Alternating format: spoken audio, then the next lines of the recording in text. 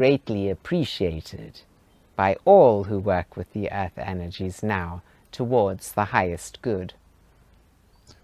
What is the future? Thank you, by the way. What is the future of channeling? Channeling is already becoming more accepted on an everyday mundane level by those who seek to practice it themselves. Most useful is the concept that one can channel one's higher self easily, for instance in the form of writing, in order to get a higher perspective on what might be troubling you in any moment. And thus it is like listening or hearing your guardian angel communicating with you and assisting you in moving out of any difficulty that you may be experiencing. This is the most important concept that we would like to seed. We would like to eradicate this idea of channeling being a means towards becoming famous or well known or accepted as a spiritual teacher, or as a way to make money, and to supersede this with the idea in all who listen to this dialogue that channeling is an accessible skill to all human beings, and it is a way of accessing higher guidance that assists you in every way in moving forward on your path. And it is not, in fact, difficult to discern whether information that is being brought through is of the light or not. For the information is either expansive or contractive. The information is either that which promotes joy, inspiration, encouragement, further understanding of the truth, as opposed to that which places you in a fear state, in anxiety,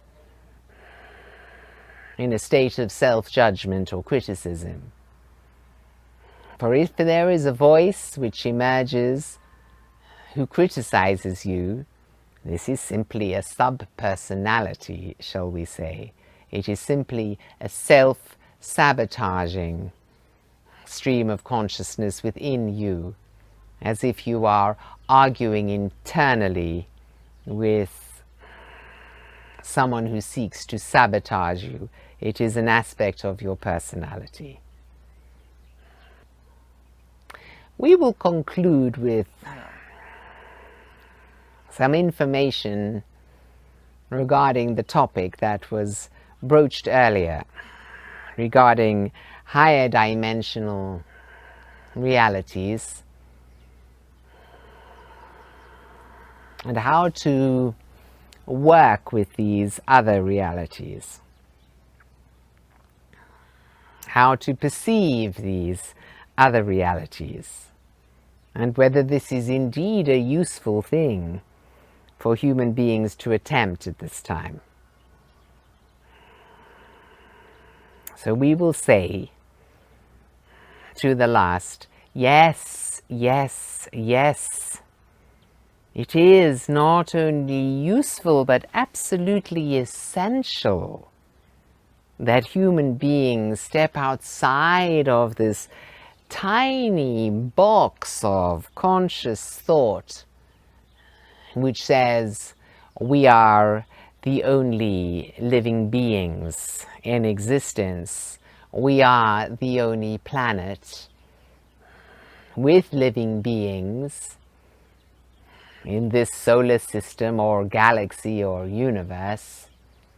This physical reality that we see with our physical eyes and senses is the only reality. When we die, we die. And there is no higher purpose to life than simply living a good life or enjoyable life.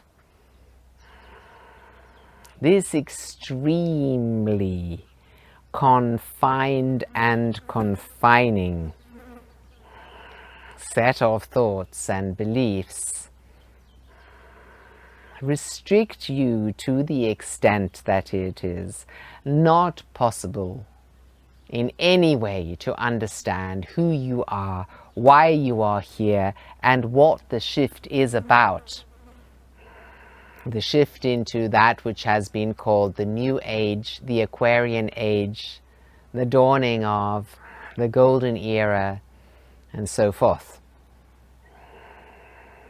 First and foremost, understand that there are so many levels of creation, so many other realities which have been invisible to most of you up until now.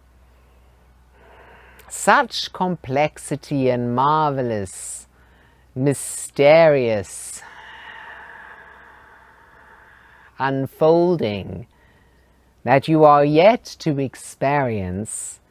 The best attitude that we can advise to human beings is one of excited anticipation about the marvels that are only beginning to be understood. Seek not to understand the nature of everything immediately through your left brain processing, for it is not possible. It is only possible to seek to expand your consciousness to both receive the wisdom and experience the realities available through becoming more open-minded, through allowing yourself the luxury of changing your mind about concepts such as channeling or higher dimensions. Simply open your minds and understand that the nature of reality is mysterious and that it is a progressive thing. Your journey of evolution and expansion of consciousness that leads you towards understanding the reality of all that is. Allow the mystery to be. And have the child, the imagination and attitude of the child active within you at all time, that which is curious, that which is excited, that which understands already that not all is known and that it is not desirable for all to be instantaneously known, for life would be extremely boring if you already understood everything. Is that not so? When you enter a new love relationship, for example, would it not be extremely boring to know everything, to understand everything about your new love partner? To know exactly how the relationship will play out and how long it will last for and how and when it will end? Is it not more wonderful and exciting and enjoyable to consider each new relationship as a magical mystery tour where you are simply saying yes to the ride with as much openness, love and possibility as you can muster in order to manifest the highest result possible within the relationship? It is only that control freak within you and the way in which human beings have been programmed to want to control each other and the situations in which you find yourselves, to control the outcome, to know the outcome of all situations. It is only this limited way of operating that stimulates fear when you think about something as being unknown as yet. When you let go of that fear, when you pop that bubble of fear and allow yourselves to open into the true joy of being in the mystery of the ride, following the signs and synchronicity, moving with the flow rather than against it, that there is true joy in living. And so allow your spiritual path and the level of understanding which you reach at each stage of the spiral of spiritual evolution, allow this to be open, and reinstate in yourselves the attitude of the adventurous, mischievous, curious, imaginative child, for it is an attitude that serves you well in all ways, and we hope we have been of assistance. Namaste.